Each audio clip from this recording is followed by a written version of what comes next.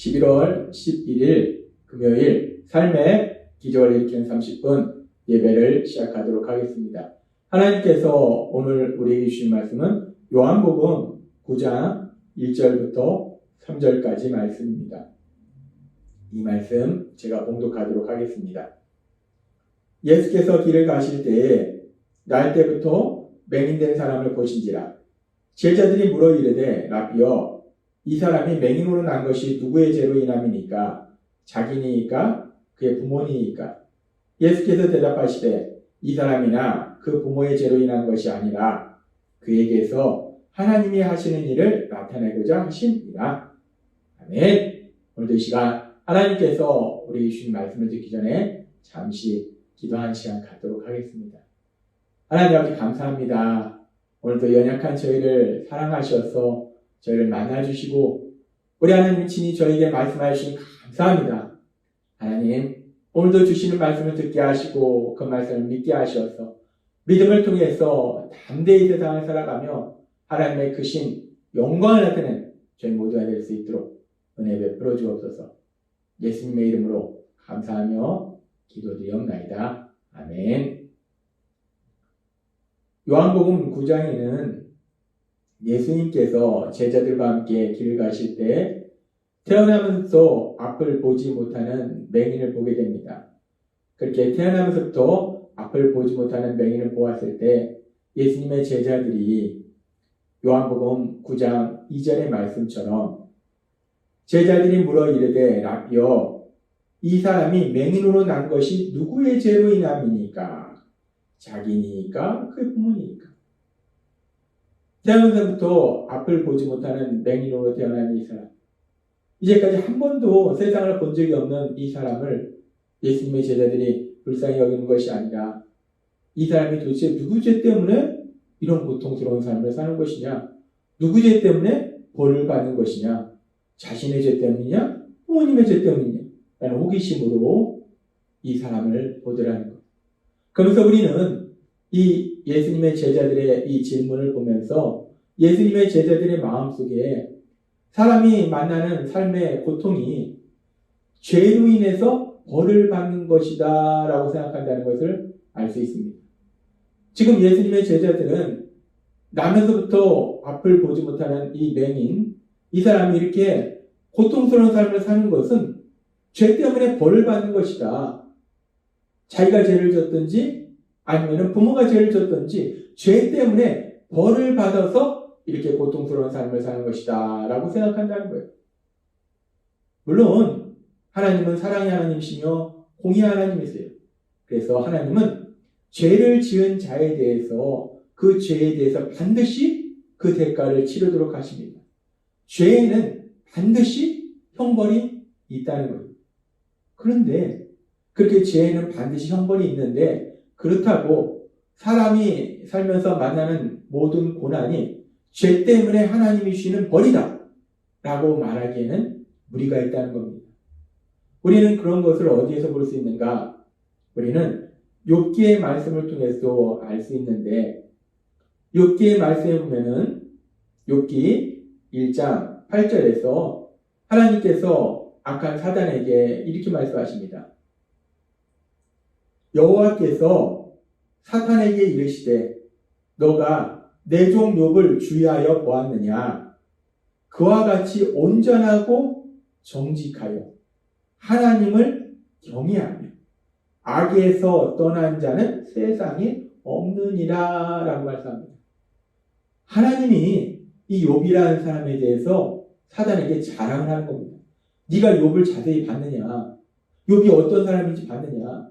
지금 이 말씀처럼 욥은 온전하고 정직하며 하나님을 경외하며 하나님에 대한 믿음이 굳건한 사람이라는 거예요. 그래서 악에서 떠난 사람이라는 거예요.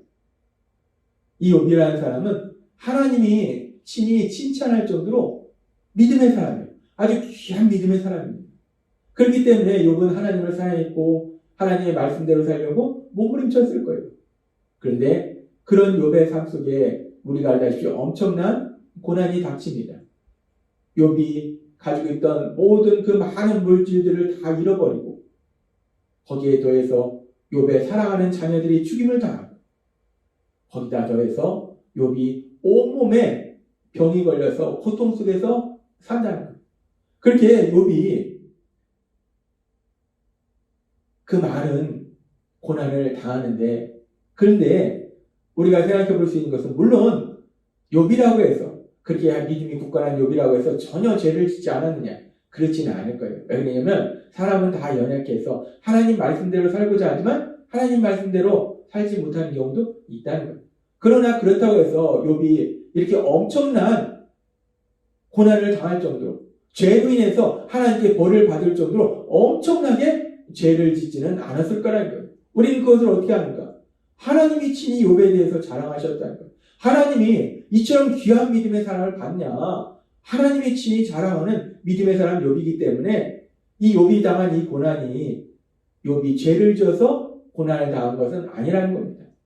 그렇게 우리가 욥이 당한 고난을 봤을 때, 욥이 삶 속에서 엄청난 고난을 당했는데 그 고난이 죄 때문에 그랬던 것은 아니더라는 거예요. 따라서 우리가 삶 속에 만나는 모든 고난이 죄 때문이다 라고 단정짓는 것은 무리가 있다는 겁니다. 물론 우리 모두는 아담과 하와 이후에 타락했기 때문에, 원죄를 지녔기 때문에, 죄를 지으려는 성향이 있기 때문에 우리가 만나는 모든 고통의 근본적인 원인은 죄다라고 얘기할 수 있어요. 우리가 그렇게 죄가 있기 때문에 우리는 고통을 만난다는 거예요. 고난을 만난다는 거예요. 그러나 그렇다고 해서 모든 고통이 죄 때문이다라고 얘기할 수는 없다는 거예요. 우리의 삶의 고난을 우리가 생각해보면 크게 세 가지 이유를 생각해볼 수 있어요. 첫 번째는 죄로 인해서 하나님께서 주시는 벌일 때가 있어요.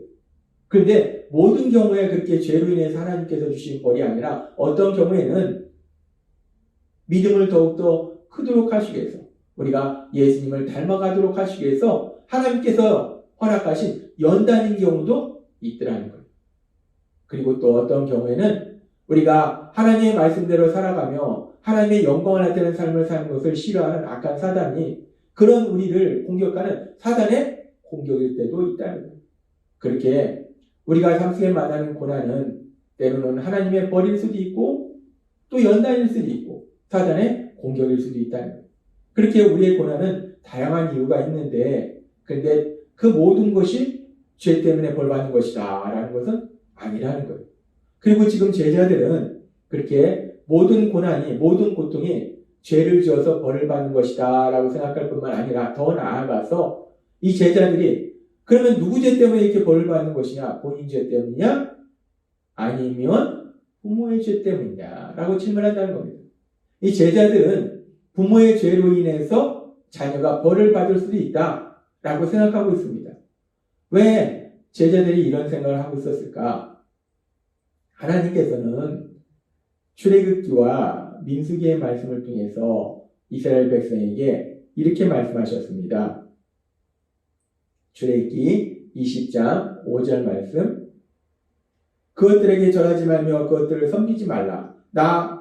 내 하나님 여호와는 질투하는 하나님인즉 나를 미워하는 자의 죄를 갚되 아버지로부터 아들에게로 3, 4대까지 이르게 하거니와 라고 말씀합니다. 죄를 짓는 자의 그 벌을 아버지로부터 아들까지 3, 4대까지 한다라고 말씀하고 있겠어요. 이 말씀뿐만 아니라 출애굽기 34장 7절도 이렇게 말씀합니다. 인자를 1000대까지 베풀며 악과 과실과 죄를 용서하리라. 그러나 벌을 연재하지는 아니하고 아버지의 악행을 자손 3, 4대까지 보응하리라 라고 말씀하셨습니다. 아버지가 죄를 지었을 때 자손 3, 4대까지도 벌을 받는다는 거예요. 뿐만 아니라 민수기 14장 18절도 이렇게 말씀합니다. 여호와는 노하기를 더디하시고 인자가 많아 죄악과 허물을 사하시나 형벌 받을 자는 결탄코 사하지 아니하시고 아버지의 죄악을 자식에게 갚아 3, 4대까지 이르게 하리라 라고 말씀하셨어요. 지금 이 말씀들을 보면은 그렇구나. 아버지가 죄를 지면 그 자손 3, 4대까지 하나님께서 그 죄에 대한 벌을 주시는구나 라고 생각할 수도 있어요. 그래서 지금 유대인들은 아버지가 죄를 지면 자손이 벌을 받을 수 있다라는 생각을 하고 있었기 때문에 그래서 지금 예수님의 제자들이 이 사람이 이런 고통을 받는 것이 하나님의 벌인데 아버지가 부모가 죄를 져서 자녀인 이 사람이 이렇게 벌을 받고 있는 것인가 고통을 받고 있는 것인가 태어나면서부터 앞을 보지 못하는 이런 벌을 받고 있는 것인가 라고 질문하고 있다는 겁니다.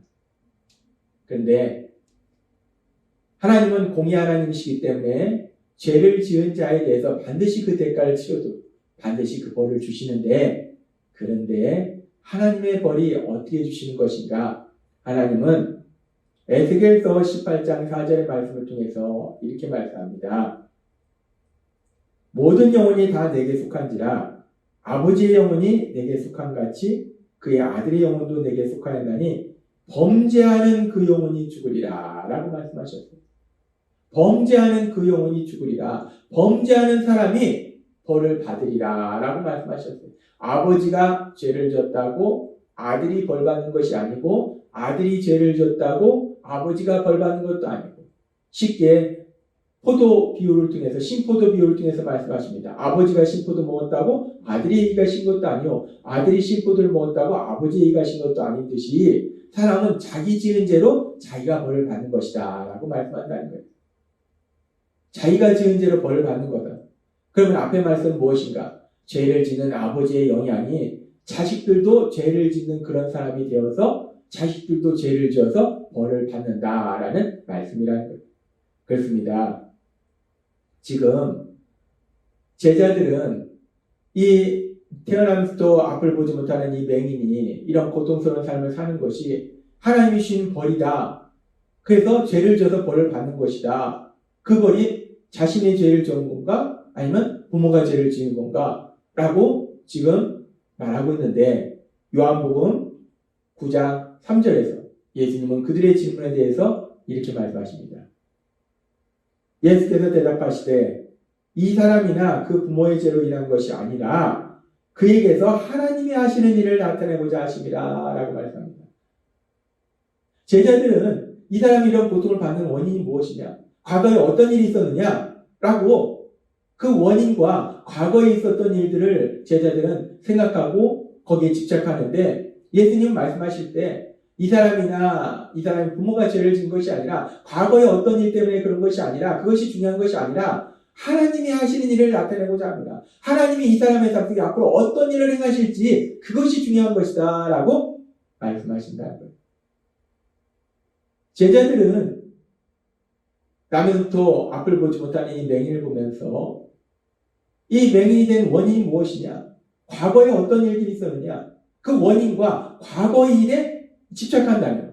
그런데 예수님께서는 그렇게 과거에 집착하는 그 제자들의 생각을 하나님이 하실 일, 앞으로 하나님이 어떤 일을 하실지 그 미래에 대한 생각으로 바꿔주신다는 거예요. 과거에 대해서 집착하던 그 생각, 과거 지향적인 그런 생각을 미래 지향적인 생각으로 바꿔주시더라는 거예요. 그렇습니다. 하나님께서는 오늘 요한복음 9장의 말씀을 통해서 하나님신 예수님께서 과거에 집착하는 그 제자들의 생각을 미래에 대해서 하나님이 하실 일을 기대하는 미래지향적인 생각으로 바꿔주시듯이 그렇게 오늘 말씀을 듣는 우리들도 과거에 집착하는 과거지향적인 그런 생각을 변화시켜서 하나님께서 우리 삶 속에 행하실 그 놀라운 역사를 기대하는 미래지향적인 생각으로 바꿔야 된다라고 말씀하신다는 거예요. 그래서 하나님께서는 고린도후서 5장 17절에서 이렇게 말씀합니다. 그런즉 누구든지 그리스도 안에 있으면 새로운 피조물이라 이전 것은 지나갔으니 보라 새 것이 되었도다. 아멘. 이전 과거는 지나갔다는 거예요. 우리가 예수님 안에 살면 새로운 삶이 기다리고 있다는 거예요. 하나님께서 우리를 위해서 예비하신 놀라운 삶이 기다리고 있다는 거예요. 그래서 하나님은 오늘 우리에게 말씀하십니다. 우리가 예수님 안에 거할 때 더 이상 과거에 어떤 일이 있었는지 과거에 집착하는 과거지향적으로 생각하는 것이 아니라 앞으로 우리의 삶 속에 어떤 놀라운 역사가 일어날지 하나님께서 예비하신 그 놀라운 역사들 하나님께서 우리 삶 속에 어떤 일들을 하실지, 하나님께서 하실 일, 그 하나님께서 하실 일을 기대하는 그런 삶을 살아라 라고 말씀하신다는 것. 오늘 하나님께서 우리에게 주신 말씀처럼 우리가 더 이상 우리의 삶 속에 과거에 있었던 일들을 집착하고 과거에 있었던 일들을 곱씹는 것이 아니라 이제 우리를 사랑하신 하나님, 그 하나님이 우리를 위해서 예비하신 일, 하나님께서 행하실 그 놀라운 역사들을 기대하며 담대하게 세상을 살아가시는 여러분이 되시길 주님의 이름으로 축원합니다. 기도하겠습니다. 하나님 아버지 감사합니다. 오늘도 주신 말씀처럼 저희가 더 이상 과거에 집착하는 것이 아니라 하나님께서 저희 삶 속에 예비하신 그 놀라운 역사, 하나님께서 행하신 그 놀라운 역사를 기대하며 담대하게 세상을 살아가는 저희가 될 수 있도록 은혜 베풀어 주옵소서. 예수님의 이름으로 감사하며 기도드리옵나이다. 아멘. 이 시간도 하나님께서 우리에게 주신 말씀을 묵상하면서 조용히 기도하는 시간 갖도록 하겠습니다.